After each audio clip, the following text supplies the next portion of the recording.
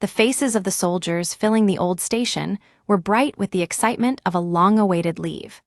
Trains arriving from various regions stopped briefly, sweeping up groups of men before hurrying off to their respective destinations. Theodore stepped out of the busy flow and took a letter handed to him by a messenger. As he turned the pages, the young officer's straight brow gradually furrowed. Sergeant River Ross, keenly sensing his superior's displeasure, asked cautiously. The answer was casual. Simultaneously, the letter was ruthlessly crumpled in his large hand. River Ross looked up at his superior with a worried expression, looking as if he'd swallowed a frog. If that letter had been just another one of those common love letters that flooded the Admiralty's mailbox every day, it wouldn't have been this distressing just to watch him read it. Theodore gave a short laugh and dropped the crumpled letter into the palms of the messenger, who was waiting politely with both hands out. Along with it went a shiny gold coin. He could have brushed it off with some other excuse, but his non-commissioned officer always acted directly, as if he didn't know the meaning of tact. In Theodore's world, that was a rather admirable quality. A consistent man, stubborn to a fault, he was a character far more trustworthy than someone calculating and frivolous. My grandmother is naturally quite greedy. It seems she still hasn't given up her lingering desires. Was it a letter regarding a marriage prospect? It's something I have to brace myself for every leave, like an annual event, nagging me to get married, get engaged, or at least start dating. Even as he spoke the words, he felt a growing sense of weariness. It wasn't that he disliked meeting women, but the problem was that he had no desire for a serious relationship. He had abandoned any expectation of maintaining a normal romance or a proper marriage at the age of 8. On the very day, his biological mother died, while attempting to elope with the family driver. There was nothing as horrific and hollow as the word, love. Theodore had realized that truth earlier than most. His parents had married after 6 years of dating and were each other's first loves, yet the end was a hatred worse than that of strangers, followed by death. It seems the Dowager Duchess of the Battenberg family is determined to push her grandson, who survived the war, into the royal family. Theodore felt the lingering trace of his cold sneer as he put a slender cigarette to his lips. He quite favored these cheap cigarettes issued as supplies to soldiers. Theodore suppressed the urge to light it immediately and bit down on the end between his teeth. It was an exceptionally clear day. Sunlight streamed through the station's massive windows, and the cry of seagulls could be heard in the distance. After gazing at the dazzling scenery for a moment, Theodore adjusted his white naval cap and asked, "Sergeant River Ross, what do you plan to do during your summer leave?" River Ross, who had been staring blankly at Theodore's question, suddenly snapped to attention. His superior did not take kindly to dazed behavior. "I'll likely be heading south, to Gloucester Castle. My uncle has been working as a gardener for the Somerset family for a long time. They need extra hands this summer, so I was planning to go down and help out." Theodore stared at his excessively diligent subordinate, briefly lost for words. Feeling the weight of that silence as an obligation to explain further, River Ross hurriedly added more. "I thought it would be better to help out than to just lounge around during leave. The air is good at Gloucester Castle, and there's a river nearby that's great for swimming. My uncle said I could stay in one of the empty storehouses. He said the Earl of Somerset gave his permission quite readily." Of course he did. He's welcoming a free, able-bodied laborer with open arms. Theodore curled his lip in a cynical smirk, biting back the caustic words he couldn't bring himself to say to the sergeant's face. There was no way this easygoing subordinate of his was capable of looking out for his own interests. Then again, who was he to worry about anyone else? In a few hours, he would be surrounded by the wolves of high society, forced to attend an endless string of exhausting events. The mere thought of it brought on a wave of fatigue and a budding headache. "The train to Bath should be arriving shortly. Well then, if you'll excuse me, Captain." Theodore nodded dismissively, signaling him to go, but his movements froze in that instant. It was the exact moment the train, heated by the southern sun, screeched to a halt before them, and the shimmering waves of heat rose from the tracks. "You seem to have no zest for life." At the sudden echo of the past, Theodore slowly exhaled the breath he'd been holding. The whisper of the dead scorched his mind like a siren's song. In a hallucination, a sick man's thin hand tapped lightly against his heart. Beyond fulfilling your duties, you don't seem to enjoy living much at all. I suppose you'll keep on like that. Just once, I'd like to see you follow this instead of calculating everything with your head. Your heart, your impulses, or desires. It came upon him with startling suddenness. Perhaps it was because the sunlight was exceptionally fine today, the breeze was cool, and the sky was just too clear. Because of that. I've changed my mind. Theodore flashed a picture-perfect smile at River Ross, who was staring at him with wide eyes. While those lucky enough to encounter the captain's smile were usually busy showering him with admiration, River was one of the few who felt a sense of foreboding at the sight of that face. I believe I'll join you on that wholesome summer vacation of yours. As River Ross stood there in a daze, the doors of the train opened behind him. It spewed a cloud of gray smoke, much like the sergeant's now uncertain future. In a modestly decorated room, a young lady stood stiff and upright. As if that were some proof of modesty, a satisfied light flickered in the old man's eyes. You have raised your niece quite admirably. Then shall we proceed as planned? It is nothing else, but I would like it if the bride's purity could be proven before the marriage. The Baron's gaze slowly traveled down her body. Even though she was fully clothed, she felt stripped bare, and her fingertips trembled. As long as her purity is guaranteed, the Earl may ask anything of me. Demands, deals, proofs. The crude words were sometimes difficult even to hear. Why was she here in such a state? To explain that, she had to go back much further into the past, to the very beginning. It is difficult to recognize happiness clearly when it arrives, but everyone knows misfortune the moment it strikes. And misfortune never has the grace to arrive one at a time. Vanessa Siren Somerset learned this truth in the spring, just 2 weeks before her 13th birthday. Everything will be different from now on.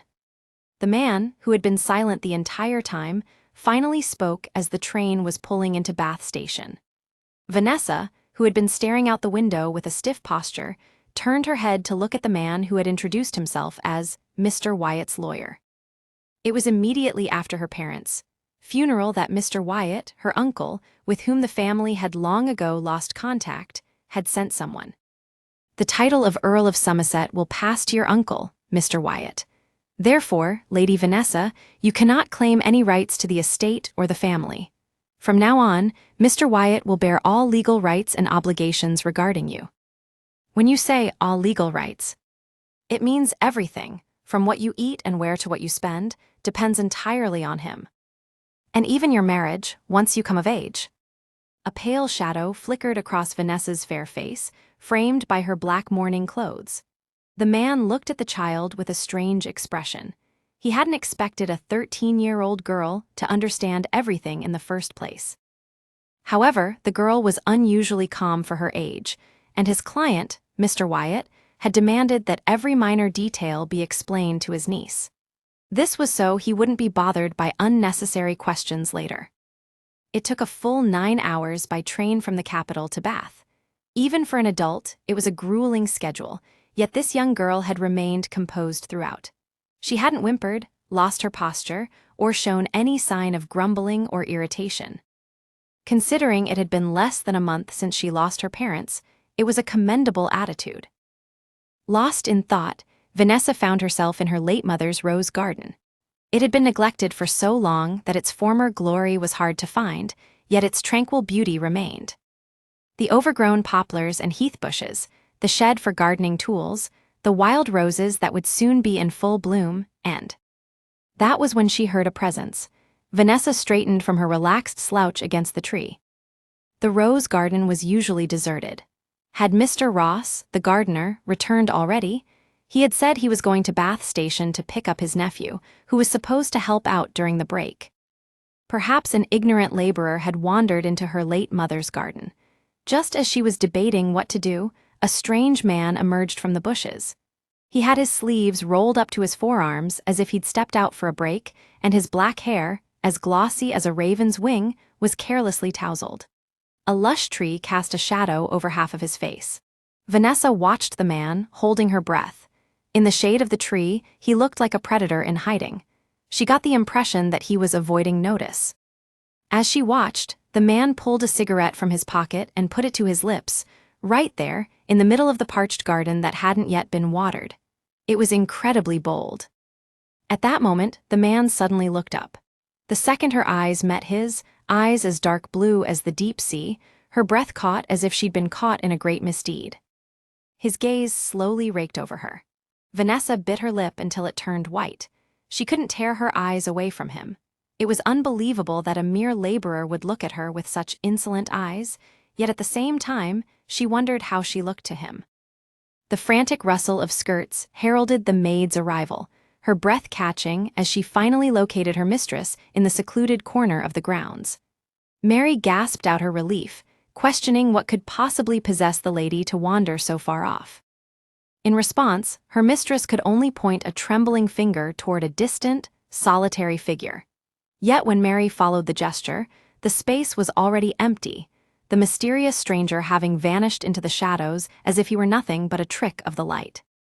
That fleeting glimpse sparked an obsession. For a solid week, the lady stalked his movements, trailing him through the cobblestone streets with a persistence that did not go unnoticed. Watchful eyes from within the man's own ranks observed her constant, shadowing presence.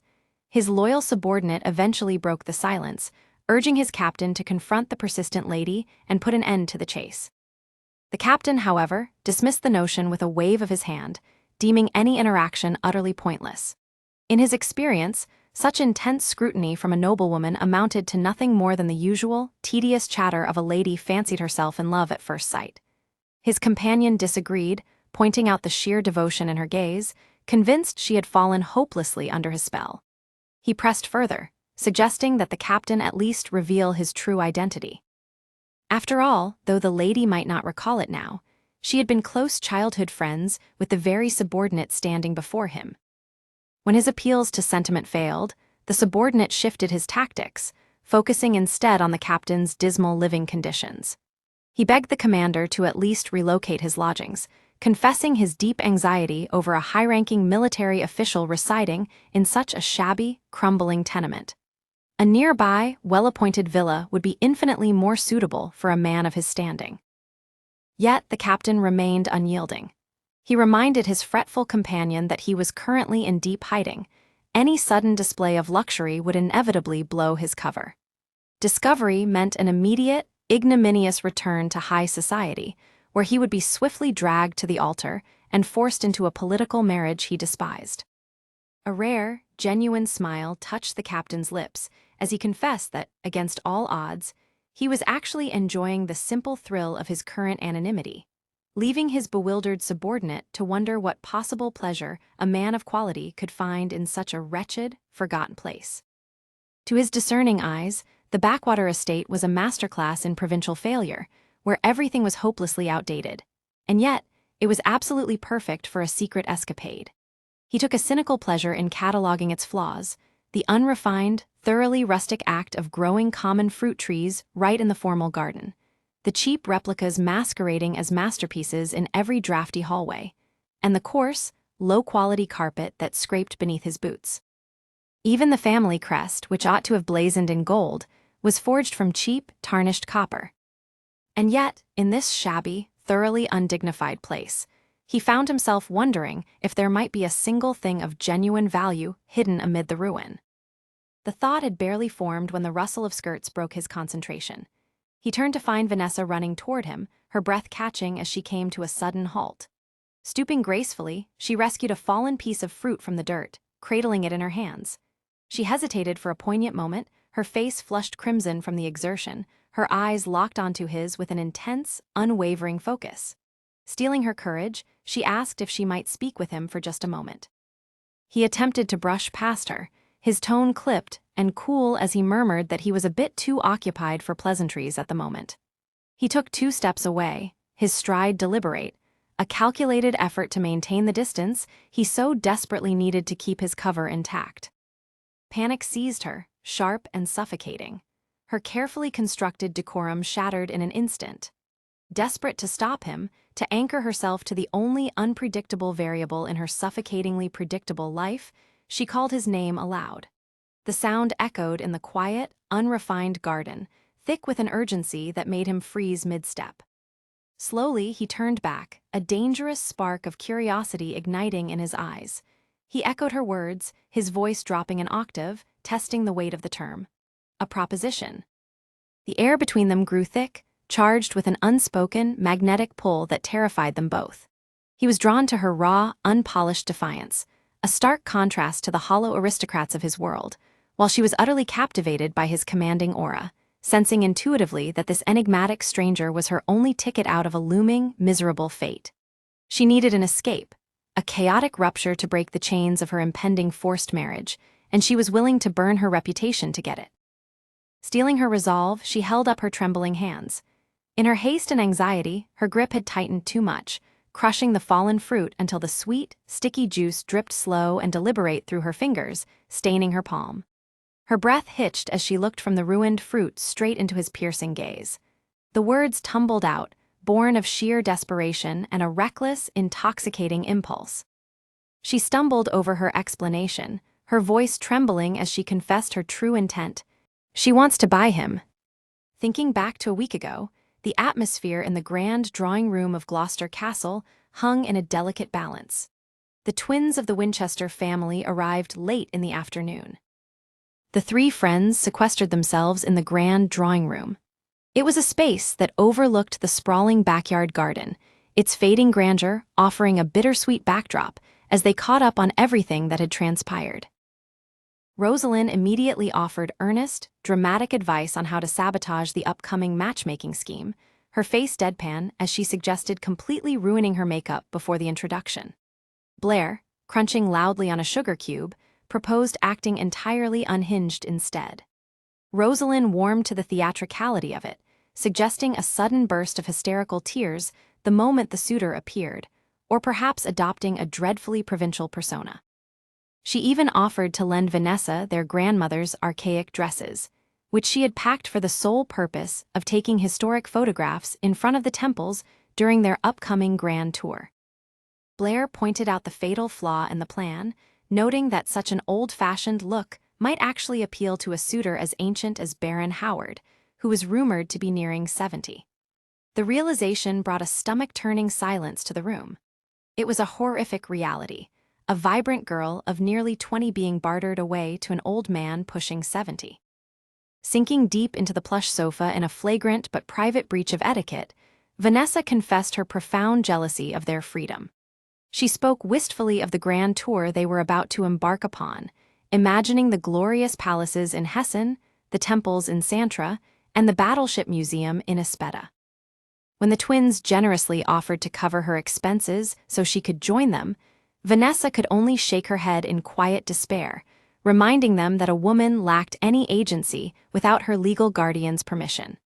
Her uncle was entirely focused on finalizing what could only be described as a cold, commercial transaction. Blair set his teacup down with a sharp click, his playful demeanor shifting into something far more serious. He shocked them both by proposing a fake courtship between himself and Vanessa as a means of rescue. Vanessa stared at him in utter disbelief, reminding him of his current fiancée, Sissy.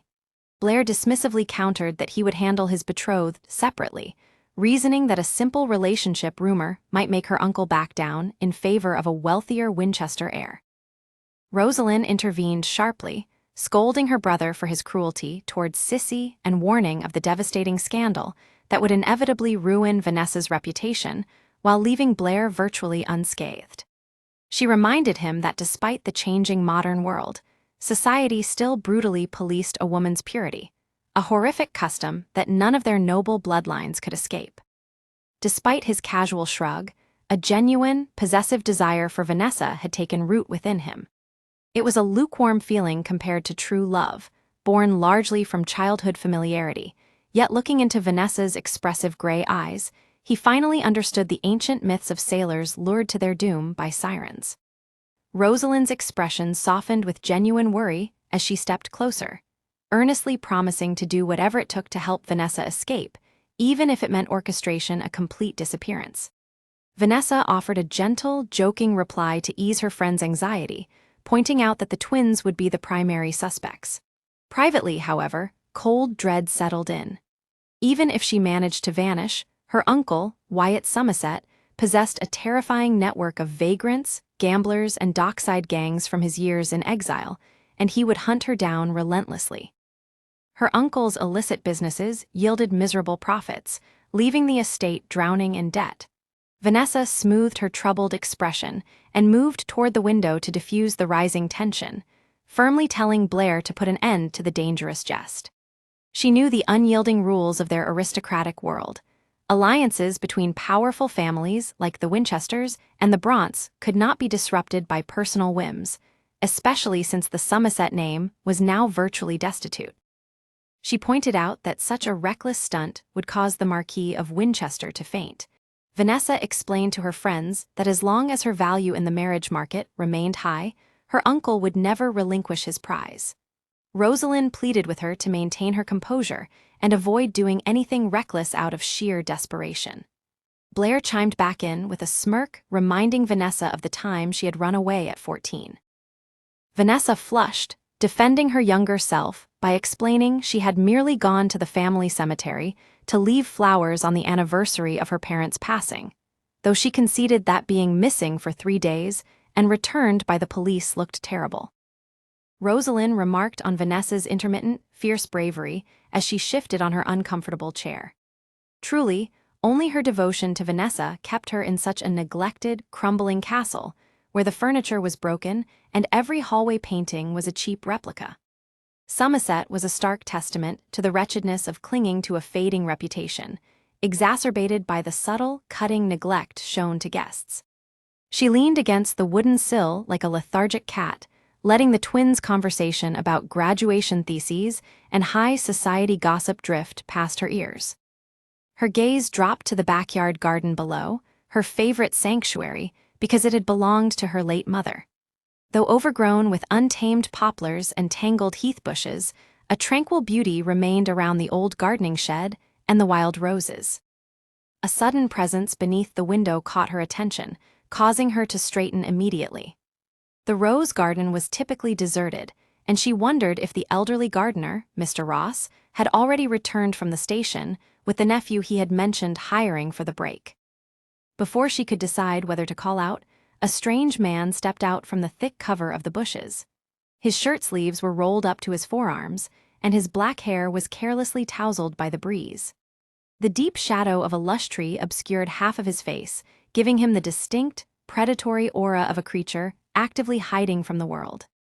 Vanessa held her breath, entirely captivated, as the enigmatic stranger casually pulled a cigarette from his pocket and pressed it to his lips in the middle of the parched, forgotten garden. Once down in the fresh air of the garden, the lady quietly questioned her maid about the striking stranger, seeking validation for her growing suspicions. Mary quickly confirmed her inkling, revealing that the man was indeed the gardener's nephew, River Ross. She rattled off his impressive credentials with an eager whisper, noting that he was currently serving as a naval petty officer who had recently fought in the bloody Battle of Potsdam. Having earned a lengthy leave for his exemplary service, he had apparently traveled to the estate to assist his aging uncle during his vacation. Mary added with a suppressed giggle that the entire staff was already in an uproar, with the estate maidservants completely captivated by the handsome new laborer. Hearing the name River Ross aloud triggered a cascade of distant memories. The lady recalled the boy she used to run around with during the sun-drenched summers of her childhood, a lifetime before the world grew cold and heavy. She wondered to herself if he had always possessed such a striking presence, or if time had simply carved him into something unrecognizable. He looked entirely different to her now, no longer a scrawny playmate, but a formidable man. A wave of calculating relief washed over her. She realized her desperate plan would be infinitely easier to execute with someone she already knew and trusted.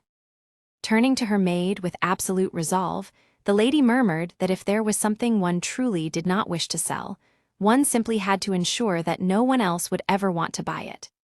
Mary could only offer a clueless, bewildered stare, softly asking for a pardon as the cryptic words flew entirely over her head.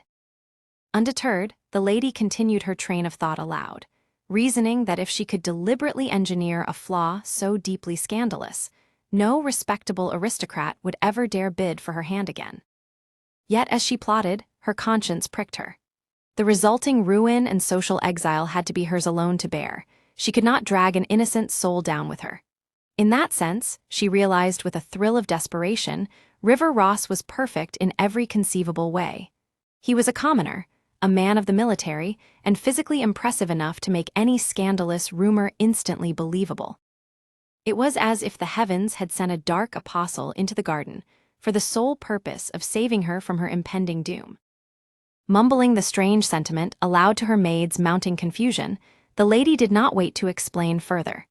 She swiftly dismissed the reluctant, sputtering servant and broke into a run, her skirts swirling as she hurried across the overgrown grass toward the shadow of the trees where her childhood savior stood waiting. A dark shadow fell over her head, like a frost that had no business falling in a summer garden. Theodore looked down at the woman. He felt like a character in a cheap play all of a sudden. An unwanted role he had been forcibly dragged onto the stage to perform without ever asking for it. Theodore let out a sharp, annoyed laugh, and Lady Vanessa's cheeks turned pale in an instant. It was a ridiculous piece of hypocrisy. To make such a blunt proposal to someone she had only just met, yet act the part of an innocent maiden who knew nothing of men. Theodore's gaze slanted as he slowly swept his eyes over her from head to toe. Caked in mud and trembling to her fingertips, the woman's face was white as a sheet, as if she might faint at any moment. It was a face that held neither love, nor lust, nor blind devotion. Lady Vanessa. When he called her name like a weary sigh, Vanessa flinched, her shoulders trembling. Now that we've heard that much, I think we're past the point of needing itchy pleasantries. Tell me the reason. The woman, growing paler by the second with shame, swallowed hard. Perhaps she saw potential in the fact that he hadn't rejected her outright, or perhaps it was something else. The things she rattled off were one more absurd than the last. Theodore let out a hollow laugh.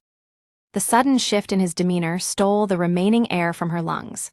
Stepping deliberately into her personal space, he reached out, his long fingers lightly brushing against her trembling hand, which still cradled the crushed, bleeding fruit. The cool, sticky liquid glistened between them, a stark contrast to the sudden, suffocating heat radiating from his frame. His gaze locked onto hers, dark and entirely unreadable, as he murmured a low, velvety question, asking what she would do if this mad arrangement extended far beyond the fleeting warmth of the season, persisting even after summer had long since ended. Before she could form a coherent thought, he leaned down with agonizing slowness. His eyes never left her face as he inclined his head, his lips parting slightly as he tasted the sweet, stained juice directly from the sensitive skin of her palm. The intimacy of the gesture was an absolute violation of every societal rule she had ever been taught, yet it sent a violent, intoxicating shiver straight down her spine. A dangerous, mocking smirk played at the corner of his lips.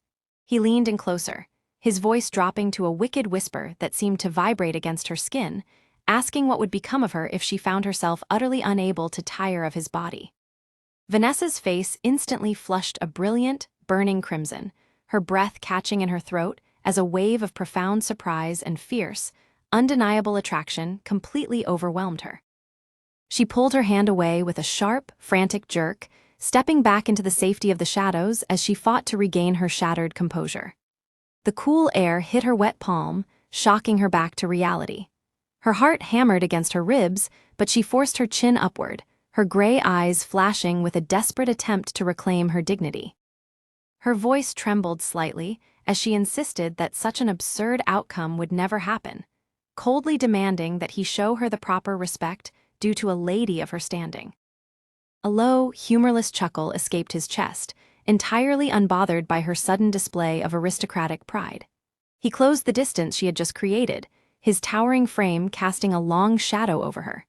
His smirk vanished, replaced by a cutting, dangerous intensity.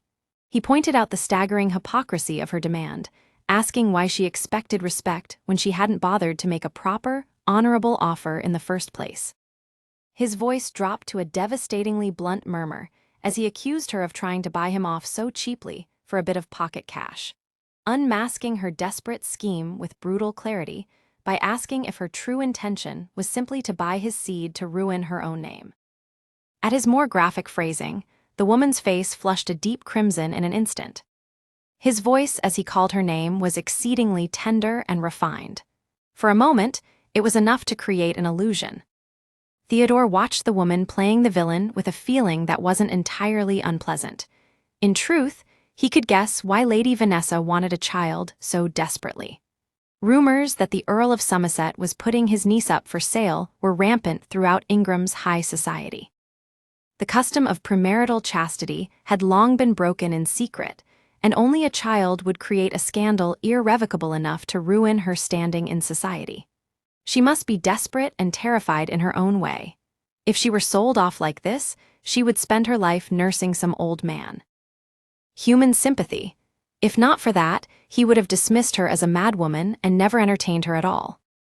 It won't be such a bad deal for you either.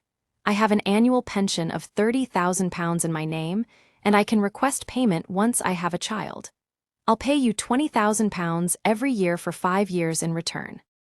If you think it's not enough, I'm willing to pay more later. We can even sign a contract to pay you a percentage of my future earnings. The conditions she laid out, one after another, were nothing but pathetic. Theodore wore a languid smile. What a shame. I can see that your situation is pitiful, but I'm not a man who's particularly desperate for money. The malice sparked again in the woman's face, which had been sinking into despair. I know your uncle, Mr. Ross, is embezzling maintenance funds. I've even secured evidence. Ah, so now she was moving on to blackmail. He let out a short burst of laughter.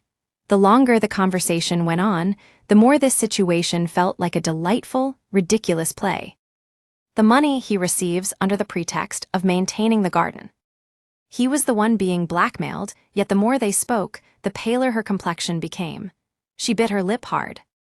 Her face flushed crimson all the way to the tips of her ears, as she stammered out an excuse. It was unexpected that her goal for the blackmail was merely to keep a secret, but her innocence in confessing her entire plan just because he sounded a little pitiful was astounding. In the first place, Lady Vanessa's proposal was merely a variation of a tedious story he'd heard before.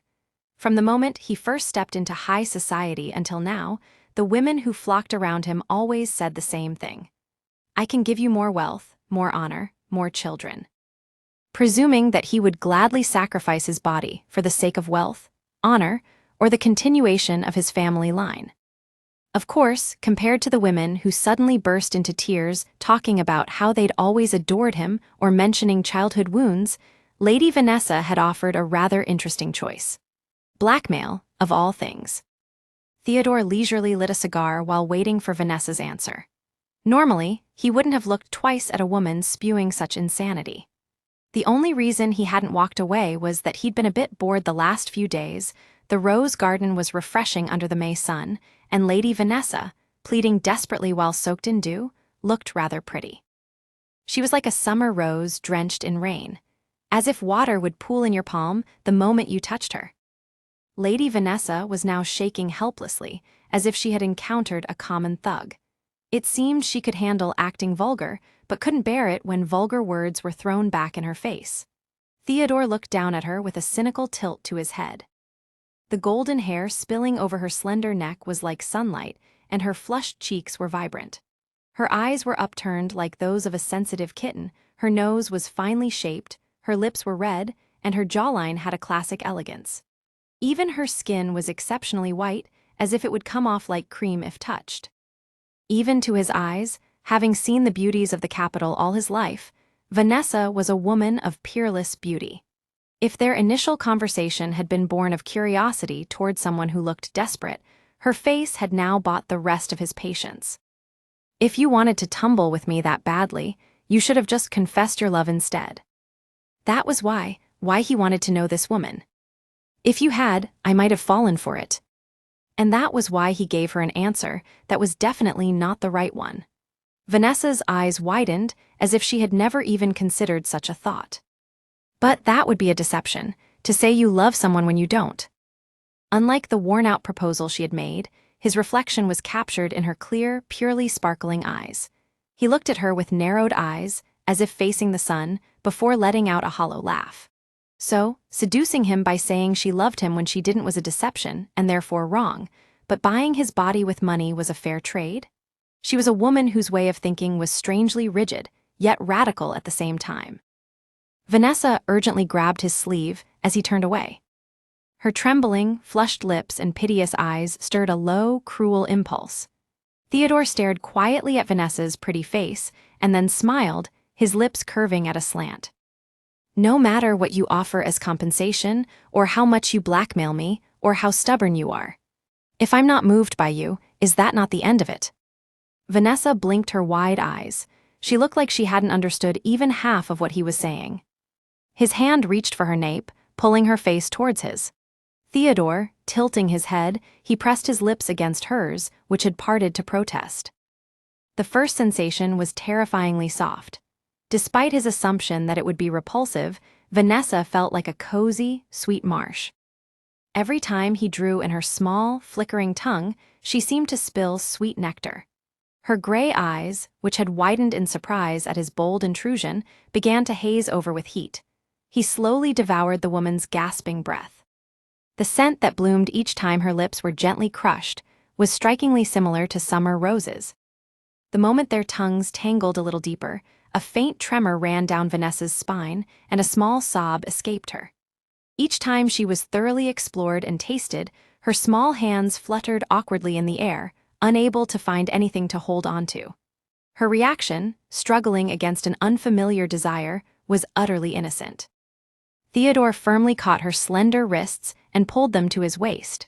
The way her body yielded softly into his embrace was profoundly satisfying. The woman panting in his arms was surely no different. Her reaction, acting innocent and ignorant, was refreshing, but there was only one possible ending. If he trampled her pride by saying he felt nothing, her next move would be to slap his face. If he were unlucky, she might burst into tears. Theodore suppressed a sigh and released her with a measured politeness. Vanessa's wet lips trembled with the lingering sensation. Her shimmering gray eyes and flushed cheeks seemed to radiate the scent of sunlight. Her fresh face, filled with expectation, gazed up at him quietly. The boundless confidence that it must have been good was both ridiculous and cute. It momentarily stole his words. Was it okay? Yes, Theodore readily admitted it to himself. Vanessa Siren Somerset was as enchanting as a magical creature and as sweetly ripe as a midsummer fruit. He pressed his thumb against Vanessa's soft lips and thought leisurely. Do I desire this woman? Is that desire so irreplaceable that it's worth enduring troublesome consequences? The conclusion came easily. It was time to wake from the spell cast by the summer garden. I'm not sure. Theodore twisted his lips into a slight, cynical smirk. His blue eyes, devoid of emotion, slowly scanned Vanessa from head to toe. He took his time, enough for her shoulders to tremble with humiliation. It seems it's simply impossible. The woman's face, which had still been clinging to a shred of hope, froze instantly. Her sharp eyes rounded as if she couldn't believe what she had just heard. Her voice was vacant, as if she hadn't yet returned to reality. He waited patiently for Vanessa to come to her senses and strike his cheek. From the high vantage point of the drawing room window, sharp eyes tracked Vanessa's hurried flight across the lawn toward the shadowy figure of the gardener's nephew. It was Blair Winchester, his brow furrowing with a sudden, protective concern as he watched his childhood friend break into a run. Summoning the estate butler to his side with a quiet gesture, he demanded to know the identity of the dark-haired stranger. The servant offered a deferential bow, explaining that the man was merely River Ross, the gardener's nephew, a naval petty officer currently utilizing his military leave to assist his uncle with the grounds. Blair's gaze narrowed as he stared down at the distant silhouette. A prickle of unease stirred within him, and he urged the butler to look into the man's background thoroughly, noting that the sailor looked suspiciously familiar. The quiet tension of the room was broken by the entrance of his twin sister, Rosalind. The butler offered a polite bow of departure as she breezed in, her sharp ears catching the tail end of her brother's command. Curious, she questioned who exactly looked so familiar and rushed to the glass to peer down into the garden, but the figures below had already vanished into the thicket of wild roses. Blair used the distraction to shift the focus, inquiring if she had finally finished preparing her trunks for their impending departure. Rosalind merely offered a nonchalant shrug, countering that there was little need for fuss, as people lived precisely the same way regardless of the country. Her feigned indifference quickly melted into genuine frustration as she changed the subject to their trapped friend. She lamented how deeply she wished Vanessa could join them on their grand tour, her chest tightening with resentment over the fact that Vanessa kept refusing the invitation, even though the twins had offered to cover every single expense. To Rosalind, it was a small price to pay to return the hospitality Vanessa had shown by allowing them to use Gloucester Castle as their final haven before the journey began. Blair turned away from the glass, his voice laced with grim resignation as he noted that the matter was entirely out of their hands, given how desperately eager Count Somerset was to finalize his official business. The harsh truth only stoked Rosalind's indignation. She burst out against the cruelty of it all, questioning how a guardian could possibly force a girl into matrimony when they had only just celebrated their graduation. A cynical, weary smile touched Blair's lips as he offered a pragmatism born of their rigid world. He suggested that perhaps a swift marriage was ironically the quickest route to Vanessa's eventual freedom, pointing out that in their modern high society, it had become entirely commonplace for a lady to take a lover once her marital duties were technically fulfilled. The underlying meaning of his words did not escape his sister. Rosalind's gaze turned icy, her voice dropping to a warning whisper as she invoked the sacred bond of the friendship they had cultivated with Vanessa over so many years. She sharply reminded him to fix his mind upon his own fiancée, pointedly asking if he had forgotten that he had chosen that engagement entirely of his own volition. The reprimand was a direct strike against the unvoiced, covetous desire she could read plainly across his features. Frustration flared hot in Blair's chest. He bit his lower lip, the sting of the physical pain matching the bitter realization of his own constraints. Looking back out toward the parched garden where Vanessa had stood only moments before, he murmured a low, strained acknowledgement, fully aware of the boundaries he could desire to cross, but never truly break. A few days later, a heavy silence hung over the parched grounds of Gloucester Castle as both the fake and real River Ross worked to mend the neglected garden. Nearby, Vanessa was being forced into yet another agonizing courtship, meeting with a man more than twice her age, Earl Rawdon. From their vantage point among the shrubbery, Theodore's subordinate, the true River Ross, quietly observed the arrival, remarking to his captain that the previous negotiations with the elderly Baron Howard had evidently fallen through completely. A maid crossing the courtyard with a refreshment tray paused to interject, muttering bitterly that even the ancient Baron Howard would have been a merciful alternative to their current guest. As she offered the two working men cups to drink, Theodore paused his labor, listening intently to her grim explanation of the visitor. Earl Rawdon was a man well into his 50s who had recently amassed a colossal fortune through the mining boom. Yet his wealth could not mask his reputation as a notorious lecher, rumored to have laid his hands on every unfortunate, pretty maid within his household. Theodore recalled the sordid whispers that had rippled through the exclusive social circles of the capital city of Linden only a year prior. It was widely known that Rawdon had impregnated a vulnerable widow employed in his manor, only to feign absolute ignorance of the resulting illegitimate child once the scandal broke. Theodore had genuinely believed that any noble family desperate enough to sacrifice their daughter to such a worthless piece of trash had surely gone extinct. Clicking his tongue softly, Theodore felt a dark wave of disgust wash over him. It was now sickeningly clear that the Earl of Somerset had bypassed all decency to select the absolute worst of the worst for his niece. The subordinate muttered that it seemed the master was intent on dragging what little remained of the Somerset family honor through the absolute mud. The maid agreed mournfully, noting that every single one of the Earl's recent business ventures had failed catastrophically, leaving Lady Vanessa as the final piece of valuable merchandise he had left to liquidate. At her words, Theodore's expression darkened into an icy, dangerous scowl. Out in a secluded corner of the garden, where Vanessa had been explicitly commanded by her uncle to entertain their guest, The Earl's damp, sour breath brushed uncomfortably against her bare shoulder. The old man's weathered, predatory hand moved to rest heavily upon her body, claiming her like a piece of livestock. Vanessa simply endured the violation, standing perfectly stiff and upright, freezing her features into an impenetrable mask. Mistaking her rigid terror for a sign of exquisite aristocratic modesty, a satisfied, greedy light flickered within the Earl's small eyes. Turning to her uncle, the old man remarked that Wyatt had raised his niece quite admirably. Eager to secure the gold, Wyatt pressed immediately, asking if they might finally proceed with the marriage contracts as originally planned. The Earl hesitated, throwing a calculating glance at the girl. Instantly, Wyatt glared at the older man as if he were dealing with a deceitful swindler. Sensing the sudden hostility, Earl Rawdon waved his hand dismissively, lowering his voice to deliver an insulting condition. He declared that he required absolute, definitive proof of the bride's purity before any marriage documents were signed. Wyatt bristled, his voice rising as he barked that such a demand was an insult to both his house and his niece.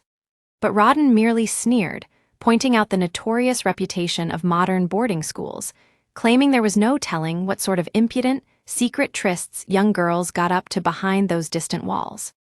For once in his life, the otherwise silver-tongued Wyatt seemed entirely lost for words, a momentary flash of bewilderment crossing his face. The Earl did not miss his advantage and pressed harder, noting the heavy rumors regarding the son of the Marquis of Winchester and the young Lady of Somerset being entirely too close.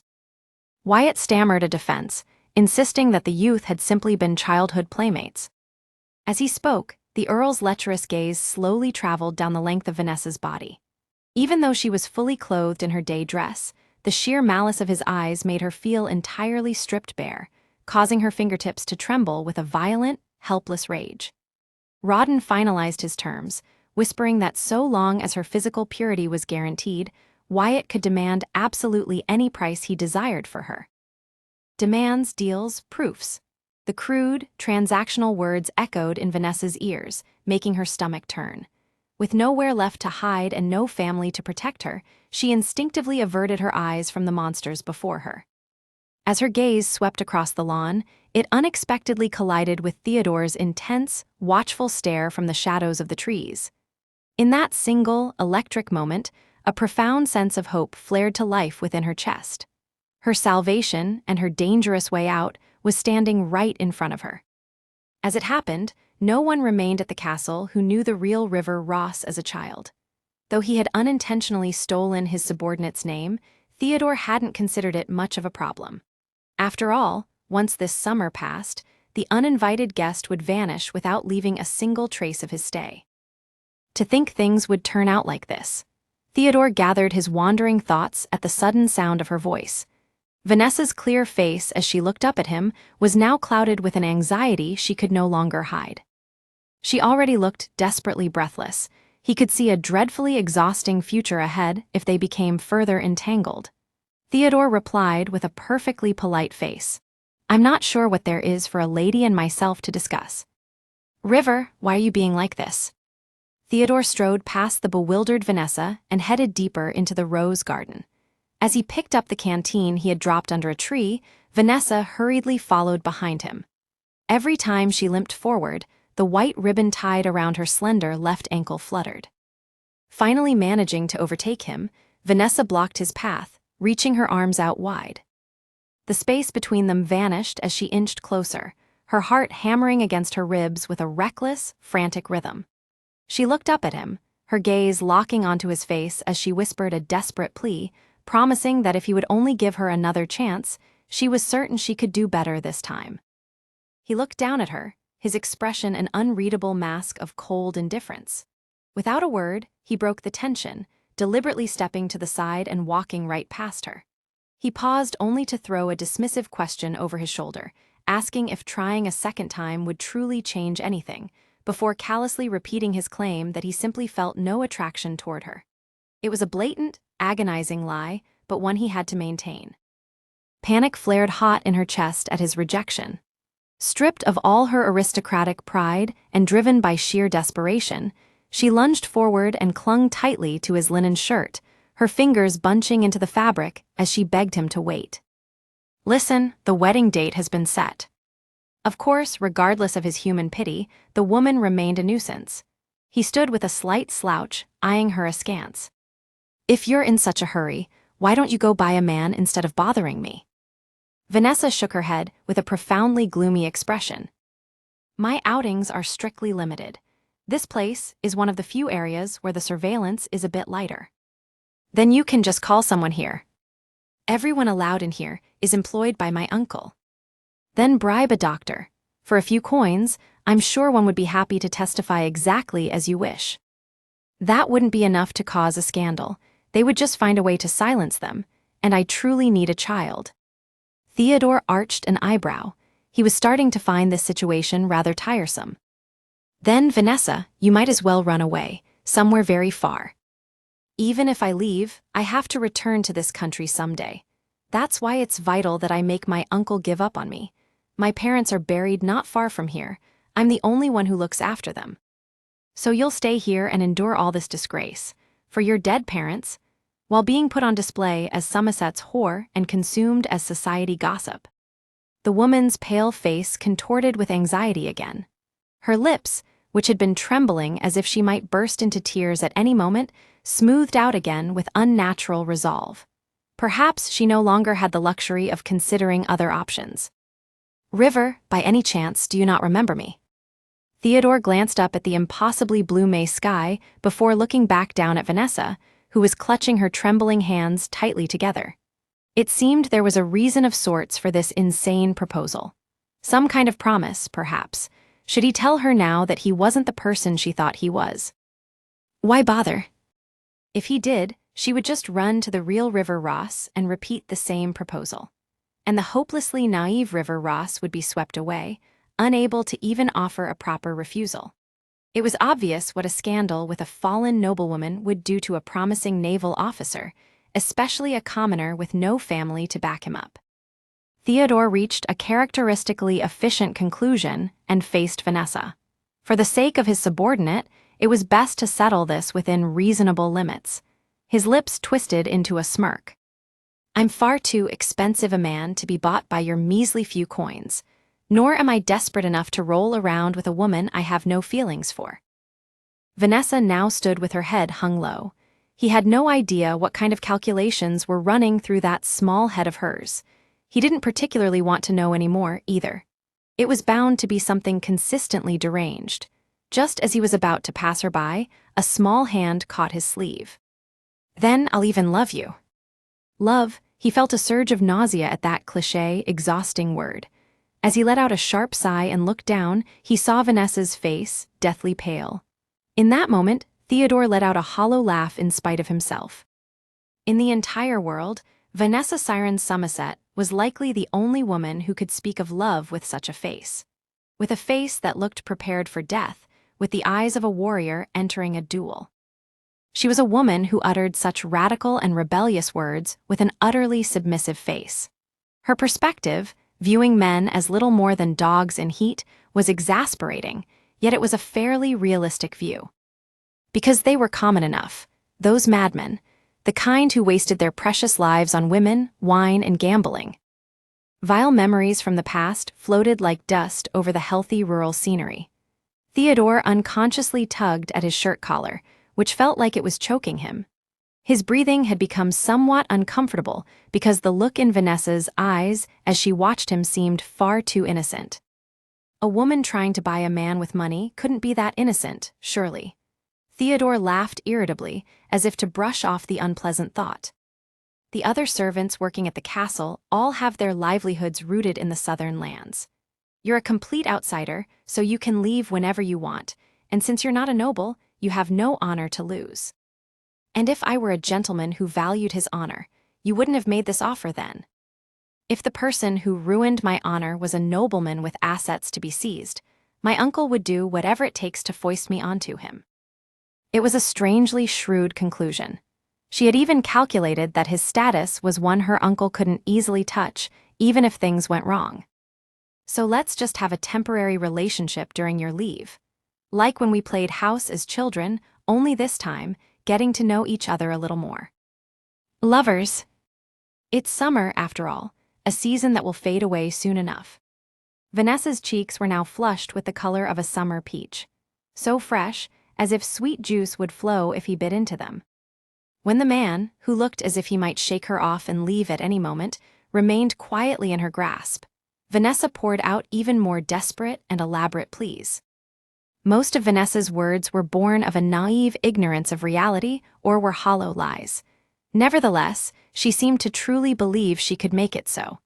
Once all those cheap promises were stripped away, her message boiled down to one thing. She did not want her entire life bound by marriage. She wanted to cause a public scandal, noisily driving down her own market value until she was forgotten like an ugly doll that no one wanted. No matter how much she thought about it, she felt this was the only way to protect herself. Theodore let out a dry laugh. She was a woman who was stubbornly peculiar, had audacious thoughts, and was realistic all at the same time. Perhaps this was why Lady Vanessa hadn't been annoying from the start. She wasn't the type to prattle on about marriage as if it were life's only dream and final destination. Vanessa was still clutching his hand desperately. The moment he felt that faint trembling, the memory of their satisfying kiss from a few days ago flickered across the woman's composed face. The small tongue that had clung to his so softly and smoothly, the flushed lips that had repeatedly swallowed moans she couldn't control, the memory felt like summer soaking into him. Suddenly, a burning impulse rose in his throat. Theodore gave a fierce smile and licked his lips. Honestly, he wasn't some adolescent brat. Lady Vanessa's face was, needless to say, top tier, and her slender, elegant silhouette was perfectly to his taste. Even if her slightly twisted mind was a bit of a nuisance, she was a woman beyond reproach. He had the power to rescue Vanessa from this filthy mire at any moment. With a reasonable amount of money, he could permanently remove the annoying man from her life, and he could keep the Earl's mouth shut for the time being. Therefore, it was safe to say this relationship depended entirely on his choice. It was a whim, like a play, derived from his decision to spend this summer as a commoner rather than a duke. And Lady Vanessa, poor thing, was a victim caught up in his play. What should I do? There were three options. Take the woman as a commoner, save her as a duke, or ignore her proposal and end this perfect summer vacation right here. The answer was clear and simple. He still wanted to enjoy his deviation in the south a bit longer, and Lady Vanessa was attractive enough to serve as his first. There was no reason to refuse a woman who was willing to spread her legs for him, even if he wasn't a duke. A sudden scream echoed. Vanessa's face turned deathly pale in an instant. She couldn't even raise her voice properly. Speak slowly, breathe. Vanessa nodded, appearing to try her best to follow his instructions, but it seemed a useless effort. Her trembling showed no signs of subsiding. After trying in vain to force a calm smile, Vanessa seemed to realize it was no use and finally whispered through her pale face. A spider. With eyes brimming with tears, Vanessa managed a small nod. A bit of blood was seeping from her lips, which she bit hard to suppress a scream. Theodore swallowed a dry laugh and ran a hand over his face. He found it irritating the moment he saw it. Was there really a reason to endure it so desperately? Vanessa was acting like someone who absolutely had to, or perhaps like someone who had spent her whole life enduring things that way, not knowing how to dare let out a scream or a cry. Theodore slowly exhaled the emotion that had risen to choke him. He knew now, whose face he had been overlaying onto Lady Vanessa's all this time. Why that gaze, silently craving his attention, had felt so hauntingly familiar. He grabbed the arms of the trembling, pleading Vanessa, and pulled her toward him. His brief suspicion that this might be some new ruse proved baseless. Beneath the loose collar of her blouse, a dark red, bristly spider was lurking. It was quite large, and even to him it looked rather hideous. Without so much as a flinch, Theodore caught the spider and flicked it to the ground. Then, as naturally as possible, he pinched a single strand of Vanessa's golden hair that was caught on her collar. The moment he let go, Vanessa snapped her tightly shut eyes open. Did you get it? There was no spider, you just mistook your own hair for one. Vanessa tilted her head, her lips pursed as she looked up at him. Her wide, rounded eyes were full of suspicion. "Did you check properly? Was there really nothing?" "I told you." "That can't be. Look again carefully." Vanessa pulled open her dress with her own hands and ducked her head. She even gathered her wavy, loose hair to one side so that he could see clearly. Theodore burst into a huff of disbelief at the absurd sight. What on earth did this woman take him for?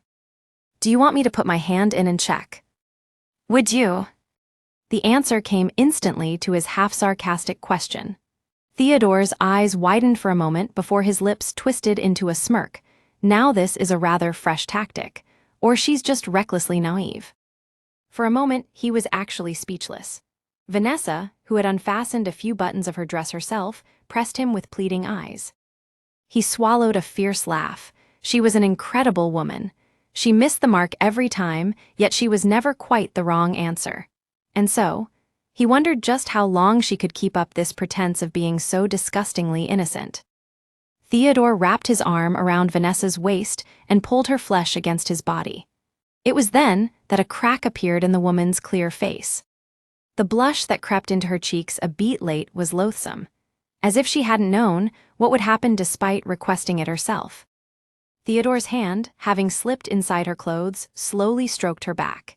Heated by the summer sun, Vanessa's body was pleasantly warm, soft, and supple. Her skin was tender and fair. Every time he touched her, faint handprints would linger before fading away.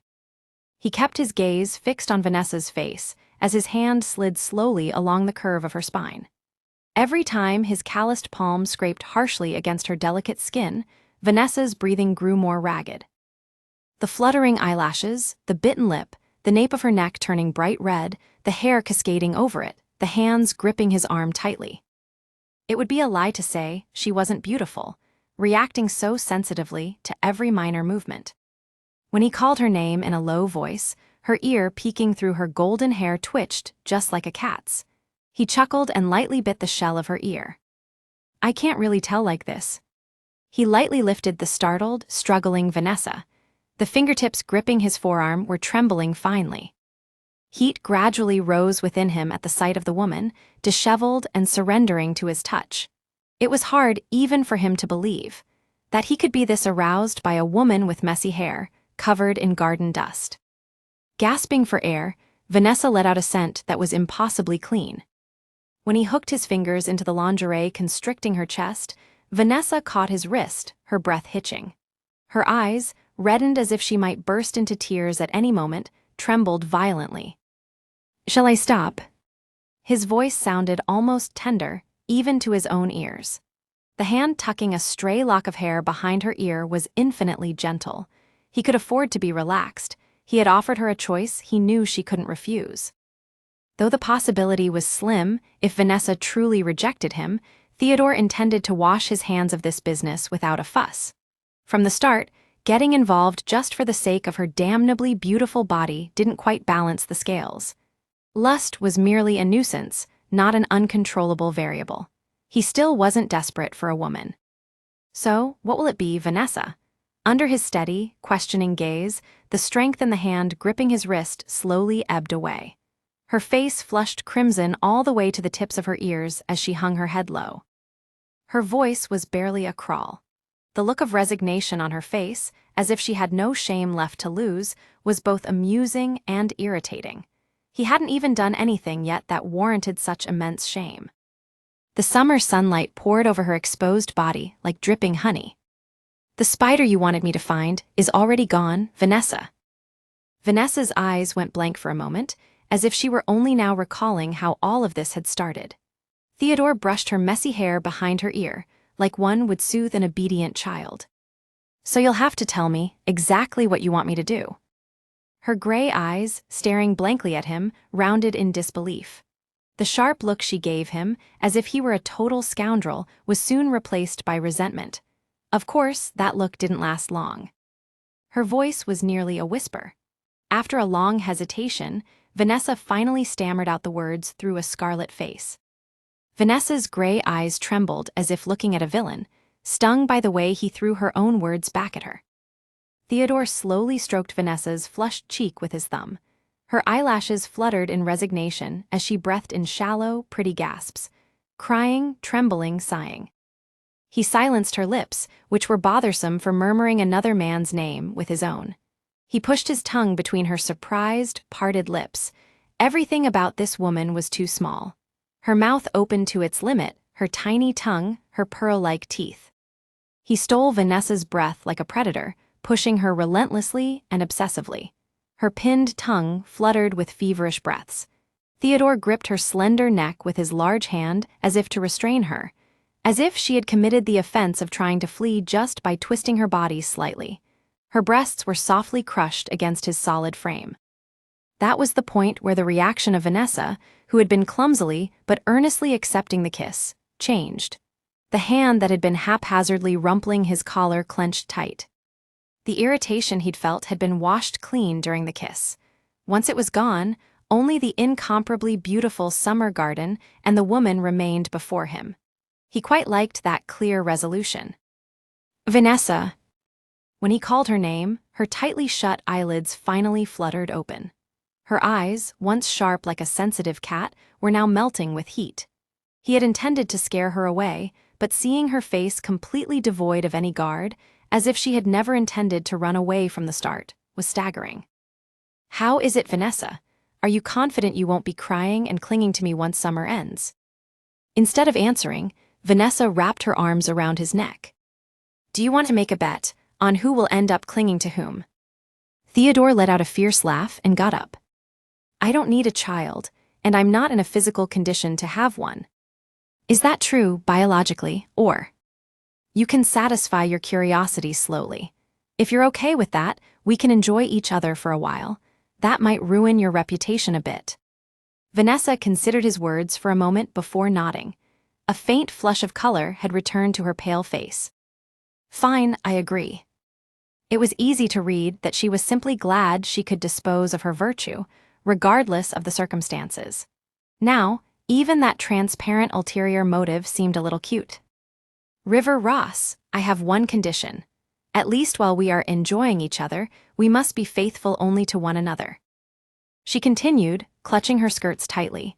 Vanessa's gray eyes sparkled in the sunlight. I want you to take this seriously.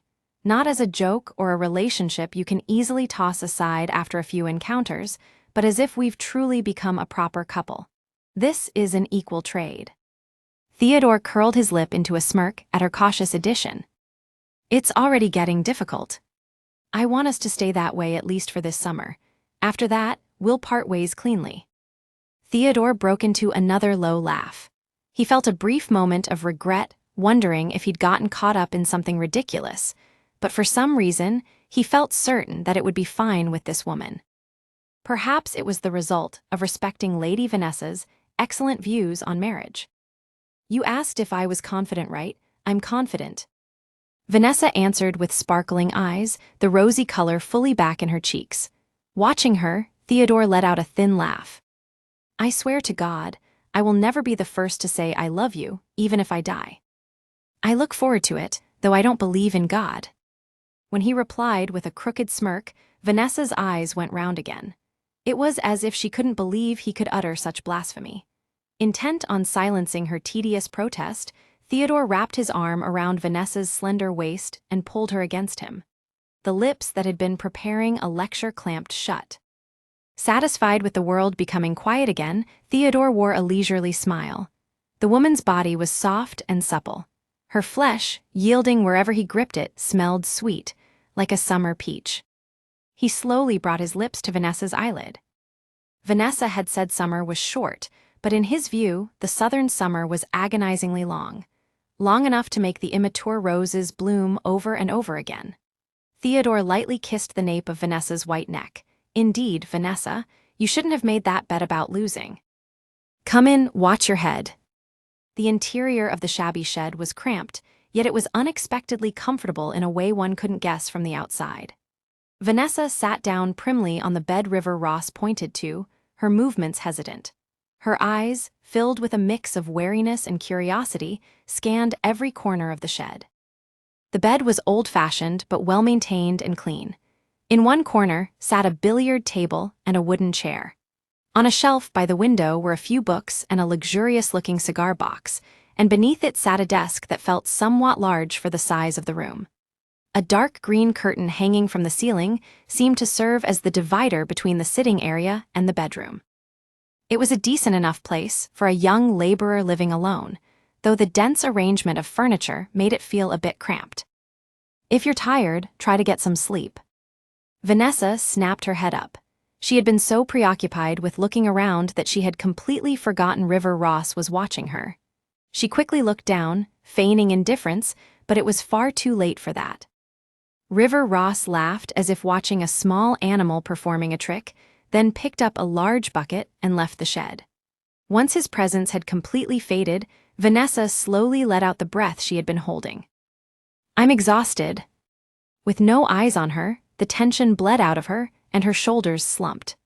Vanessa collapsed onto the soft bed, her back sinking in as she stared up at the ceiling, which was beginning to sag slightly. It was certainly low enough for a man of River Ross's sturdy build to hit his head. It wasn't an issue for her, though. Thus, his advice had been useless to her from the start. Just as he hadn't given her what she intensely desired, despite possessing such a robust body. Vanessa let out a heavy sigh and folded her hands over her lower stomach. The places where River Ross's hands and lips had touched were still tingling. Swept away by sensations she had never felt before, she had lost all restraint. And when she'd asked why he was stopping because it wasn't enough, he had given her the answer of a total rogue. That seeing her embarrassed was more of a turn-on. He's a soldier from a common background, so of course he's used to slang. In fact, he seemed more refined when his mind was elsewhere than in his everyday speech. Perhaps it was because of his blunt, unexcited demeanor that she felt that way. Her aimlessly wandering gaze suddenly stopped on the desk cluttered with various items. She had thought the reflected sunlight was unusually brilliant, and she saw a small glass bottle gathering the light. Vanessa pushed herself up from the bed. "Is this a perfume from Buford Co.?" That must have been the source of the slight sense of displacement she'd felt. The exquisitely crafted crystal bottle, the gold-decorated cap, and the clear, golden liquid. It was indeed a perfume from Buford Co., a brand that had become rapidly popular over the last few years. It was certainly an item far too expensive to be sitting haphazardly in a place like this.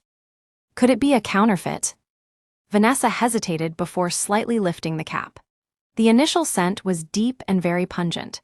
It was luxurious without being overly heavy, and the base notes carried the depth of citrus and sandalwood. It felt strangely familiar.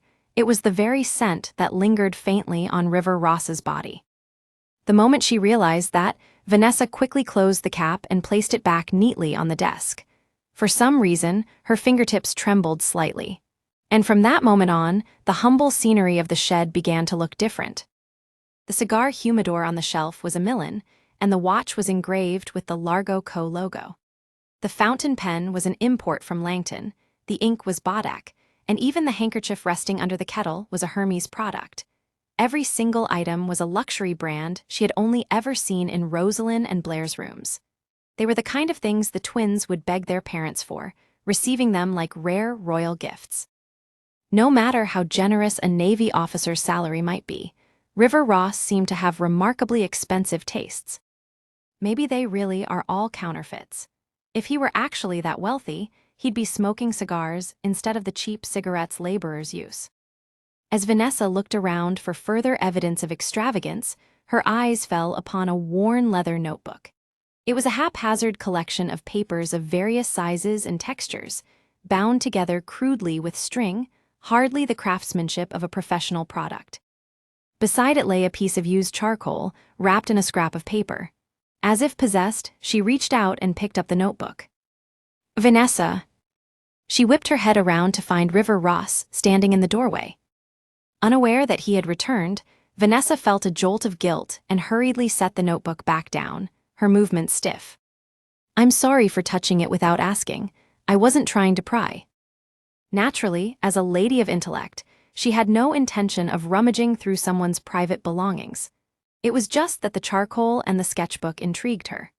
She found it fascinating that he had taken up drawing, especially considering the River Ross she knew as a child hadn't possessed a lick of artistic talent. You can look at it if you want. Not right now, we have something to do first. He placed a wooden basin filled with hot water and towels on the nightstand, then sat Vanessa on his chair. Having rolled up his sleeves, he wrung out a towel and took Vanessa by the chin. Seeing her utterly bewildered expression, he let out a low chuckle. Do something about that face. Stop staring at me with your eyes wide open like that. I can do this myself. Your makeup is smudged, it's a mess. At those words, a wave of unbearable shame washed over her. Of all days, she had clumsily applied a bit of makeup today, hoping to look a little prettier. Vanessa tried to push him away with all her might, but with her face held firmly in his hand, she couldn't budge. Flushed red all the way to her hairline, Vanessa met River's gaze. This is just too embarrassing. Isn't it a bit late for embarrassment? It's not like there's anything left for us to hide. His tone suggested she was making a fuss over nothing, causing Vanessa's eyes to narrow. His claim that they had nothing left to hide was factually incorrect. At the very least, she had never seen River Ross undressed. But how could she argue that? Was she supposed to ask why he hadn't stripped, or point out that she hadn't seen his body at all? While she fumbled for words, the damp towel touched her cheek. Startled by the warmth, her eyes went round, and he spoke in a languid voice. You should close your eyes. As if pushed by his words, Vanessa reflexively closed them. The warm, wet towel gently traced her cheeks, her forehead, and the nape of her neck. He used his thumb to slowly rub away the dirt that had soiled the bridge of her nose. The sensation was strangely ticklish, causing her upper body to lean back inch by inch. He plucked a stray leaf from her disheveled golden hair. Then, River Ross leaned over her. His large-boned hand brushed against her damp cheek. Vanessa stared up at him, feeling a sense of unreality, only snapping back to her senses when he grasped her calf. Wait a minute, I'll really do my body myself. There's no mirror here, and right now, you're a mess in places your hands can't reach. Vanessa blinked her pale gray eyes innocently. Am I really that dirty? Enough for people to know we were rolling around in the garden. Even your hair is a disaster. The lingering scent of his cologne mingled with his clean, natural musk, wafting toward her. As she became conscious of his scent, heat rose in her body once more. River Ross tightened his grip slightly on her waist as she gave a small shiver. Don't waste your strength. You don't even have the energy to lift a finger. After a few half-hearted attempts to push his shoulders, Vanessa stopped her futile resistance. It was as River said. She couldn't push him away, let alone stop him with her strength. Right now, she just wanted to go limp and do nothing. Though having him wait on her hand and foot like this was taxing for her mind, it was undeniably comfortable for her body. His touch as he wiped the dust from every corner of her skin was surprisingly gentle for a soldier. Vanessa gazed up at River's serious face. She wondered if he had decided to be proactive about this situation. Even without any experience with men, she knew that what had happened in the garden earlier wasn't the end of things. Vanessa just asked, "What are you so curious about?" He hadn't looked at her face once, yet he seemed uncannily aware of her frequent, stolen glances. Even though she was the one observing him, she felt as though she were the one being watched. After a momentary loss for words, Vanessa spoke honestly. It's just because of what you said earlier. What did I say? You said that in the garden, technically speaking, we haven't done it yet. So, was I supposed to just satisfy my own urges while you were shaking like a leaf? Well, technically, I wasn't trembling that much. Fortunately, the awkward task was soon finished. Having wiped her down thoroughly, he pulled his hands away with a bluntness that left Vanessa feeling slightly dazed. He skillfully brushed the wrinkles from her dress and tidied her tangled hair. Until now, he had left it alone because its natural state was pleasant to look at, but if she returned to the castle like this, rumors would undoubtedly spread. To anyone's eyes, she looked like she was returning from a secret tryst. He deftly gathered her loose hair and began to braid it. Handling long hair was somewhat similar to weaving a ship's ropes. Though he had to use far less strength and be many times more delicate, he managed to create a look that was decent enough to pass. Finally, Theodore retied the ribbon that had been dangling precariously from the end of her hair all day. "How did you do that?" The woman's hands were busy feeling her now tidy hair. He simply shrugged and opened the door to the shed. The still cool breeze of early summer brushed against his water-dampened neck. At the threshold, he took Vanessa's small hand with an elegant flourish. She felt her cheeks flush in spite of herself. He was a man who could act like a perfect gentleman, yet remained strangely lawless. Perhaps it was because of the way he looked at her. Those blue eyes, sunken like the deep sea as if they might swallow her whole at any moment. The corners of his lips, which rose slightly as he cupped her face in his broad, calloused palms, were a captivating, dangerous shade of red. The sudden heat of his touch sent a violent shiver down her spine, trapping the breath in her throat as his thumb gently traced her jawline.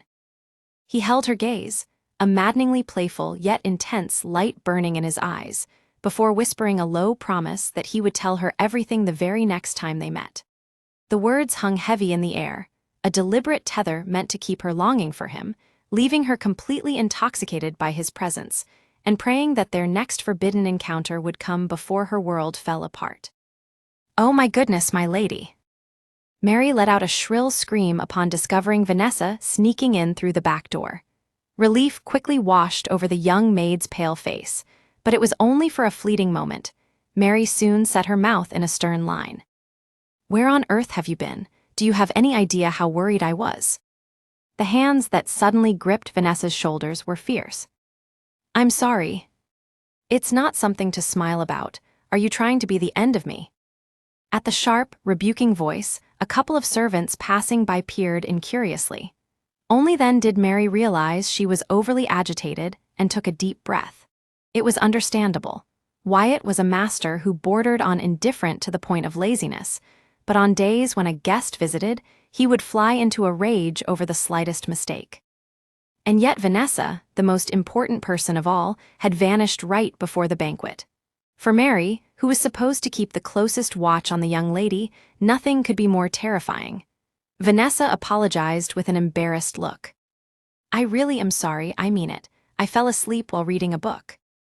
"You fell asleep, where?" "Over there, near the garden." Her heart hammered at the spur-of-the-moment excuse.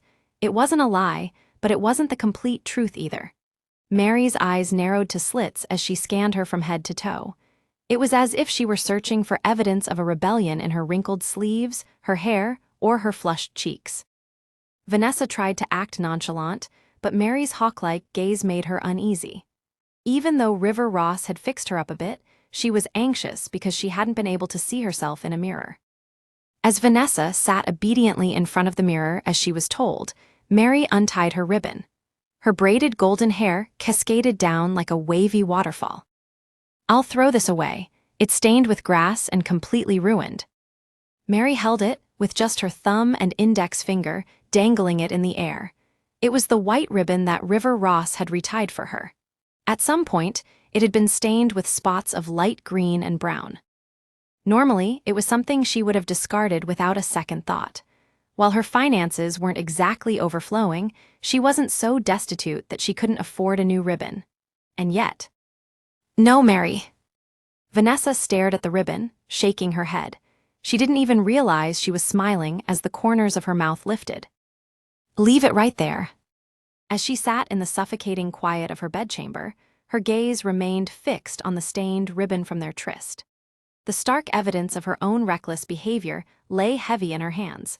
She was a noblewoman willingly orchestrating her own fall from grace, yet the memory of his touch brought a fierce, rebellious warmth to her chest. Meanwhile, in the dim, quiet solitude of the tool shed, Theodore stood entirely motionless. In his hands, he held the cloth he had used to clean the garden's rich earth from her skin.